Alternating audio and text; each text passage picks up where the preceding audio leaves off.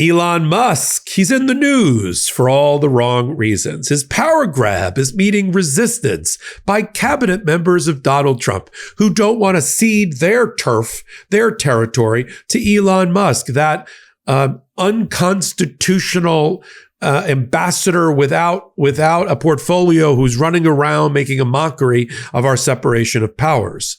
I cover everything about Elon Musk, how the federal courts are reining him in, and maybe will take him out of the government completely as Donald Trump continues to rely on him and clean up behind the elephant of his mess in front of federal courts. I cover it all on Popok Live, a new podcast on Tuesday nights on the Midas Touch Network. And here's an After Dark clip. And then if that wasn't enough, you got Elon Musk, who I defy anyone in the Trump administration, because they haven't been able to do it since, even in courts.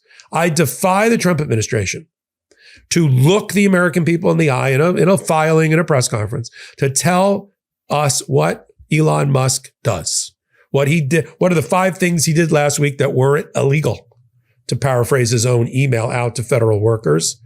I'd like to have Trump tell me the 5 things he did that were not illegal last week as well. But first they say Elon Musk has no power, that Elon Musk is just a special advisor that Donald Trump enjoys. And then it's no, he runs DOGE. And then it's he's sending out emails under an anonymous HR email. No, nothing says I'm a coward more than an anonymous HR email trying to fire people. And the American people have had enough. They are, all of them, as represented by special interest groups and labor unions, are filing their suits. That's how we got to 92 of them. And no, it's not normal to have 3 lawsuits a day. And 7, used to be 5, 7 preliminary injunctions and temporary restraining orders have been issued a week against this administration. 7.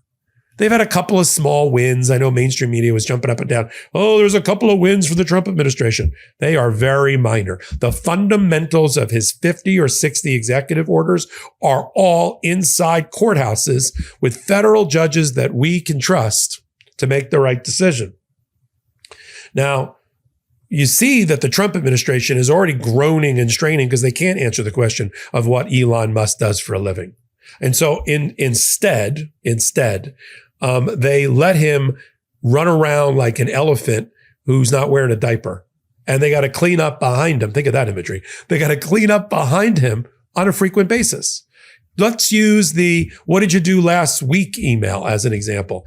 Elon Musk, with great fanfare and alleged support from Donald Trump, sends out an email to all federal workers. There's like 2 million of them, and says, you have to justify your existence. Tell me 5 things you did last week that helped the American taxpayer. And if you don't respond, you're fired. He did something like that at Twitter. He drove that company into the ground, by the way, into the ground, lost shareholder value like we've never seen before. So why Trump thought this was going to work at the federal level? None of these people know how the federal government operates. It's not a business. It's not a for-profit. They don't know where the levers are. They don't know how to pull them or in what order to make the government hum for the American people. And instead, Elon Musk, that shouldn't be anywhere near the government. And if Judge Chutkin and a couple of other federal judges have their way, he'll be bounced from the government. But in the meantime, he sends out the email. Donald Trump says, I think that's a good email. And then the lawsuits start. The AFL-CIO, remember them, the largest union representing federal workers? They filed a lawsuit in San Francisco and told the judge, the Office of Personnel Management can't hire and fire people. They don't have that power. Each agency has to hire and fire on its own. We got an email from the HR department, Elon Musk at OPM, telling us we're fired, or we have to fill out a form to justify our existence. That is the biggest employment fraud in the history of American government. And they amended their lawsuit, and now a federal judge is going to be calling Elon Musk onto the pavement or the carpet. Onto the carpet. Now, where they're getting themselves tied up in knots is they don't want to admit in the Trump administration how much power Elon Musk has. And so they'll say, Judge, Elon Musk is just a special advisor, doesn't even work for DOGE. And judges like Chutkin are saying, really? That, I'll remind you not to lie to the court. is one of her last orders. I can read and I can see what he's doing and I can see the allegations against him. You may not think he has that formal power, but he has the de facto power. He has what we call, if it's not actual authority, he has implied authority. He has apparent authority. And the principal, Trump, is letting people think he has that authority. It's classic apparent authority agency theory. I learned it I almost said first grade, in the first year of law school. And so you got the 5-day, Trump all excited, Elon Musk doubling down on this novel way to fire people or have them fire themselves. And then we had the MAGA war because all the cabinet level people think they're the leaders. And so each one of them, Marco Rubio at State, Scott Bessent at Treasury, Tulsi Gabbard at National Intelligence. I can't even believe I'm putting these words together on a kitchen magnet thing. Tulsi Gabbard, head of National Intelligence, Kash Patel, FBI. All of them told their employees, ignore Elon Musk. See that guy over there who acting like he's in charge? Just ignore him. He's like that weird uncle at Thanksgiving. You got to listen to him to be polite, but you don't have to do a darn thing he says. And if he asks you to go in the bedroom with him, don't.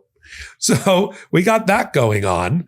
And then, because that looked like an embarrassment, the Trump administration made it official and officially told employees they can ignore the Musk email. But that doesn't stop the lawsuit because it's obviously a craven attempt and a callous attempt to try to get out from under a future preliminary injunction and also to stop Elon Musk from being embarrassed. Elon Musk, by the way, is continuing to make money with the government that he advises, and he's up for a series of other new contracts, new military procurement contracts and the like, which I'm sure will be awarded to him. What a shock and what a surprise.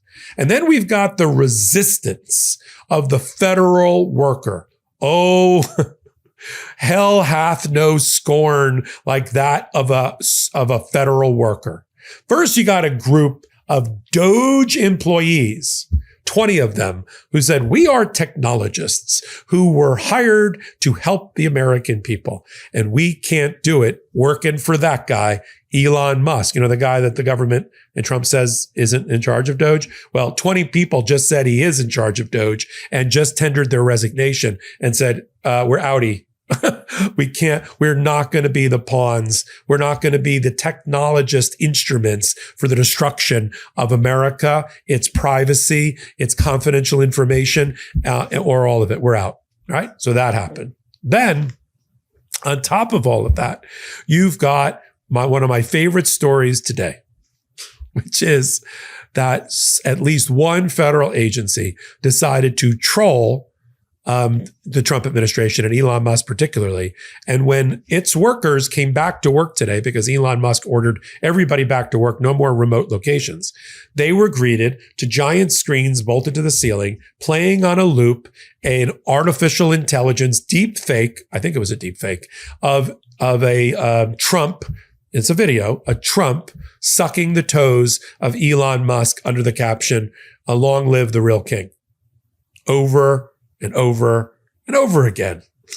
Now, I said on my hot take on this that when regimes fall and collapse, from a value standpoint or from a military coup, while the regime change is going on, state-run television often runs on a loop. Things like,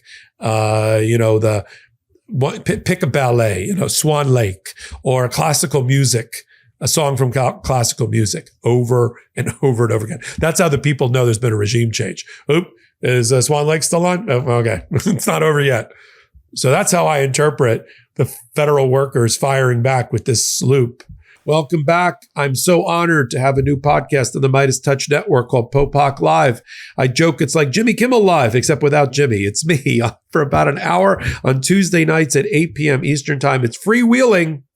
It is unscripted It is unfiltered. It is occasionally unhinged. It's law and politics at the intersection and commentary and analysis like you've never heard before. Come join us on a growing audience. We're hitting about 500,000 on that show every week. That's all a testament to you and your commitment to Legal AF and the Midas Touch network. And I'm just doing my small part to contribute to that as well. So until my next Popok Live, my next Legal AF podcast, or anything on the Legal AF YouTube channel, take a minute, hit the free subscribe button. I'm Michael Popok reporting. In collaboration with the Midas Touch Network, we just launched the Legal AF YouTube channel. Help us build this pro-democracy channel where I'll be curating the top stories at the intersection of law and politics. Go to YouTube now and free subscribe at Legal AF MTN. That's at Legal AF MTN.